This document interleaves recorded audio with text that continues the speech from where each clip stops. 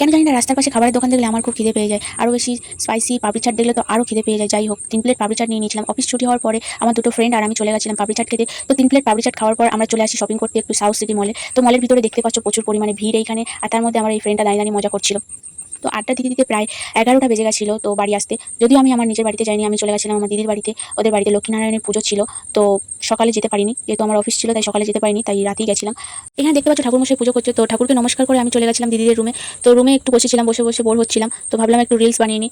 তো একটা রিলস বানাচ্ছিলাম। এটা একটা ভাইরাল সং ছিল। তো এই সঙ্গে অনেকেই রিলস বানিয়েছে। হয়তো আমি এটা অনেক লেট আপডেট দিচ্ছি, কারণ আমি অনেক লাস্টেই এটা বানিয়েছি। এই সংটা ছিল স্ক্রিনে জ্বালা দিয়া।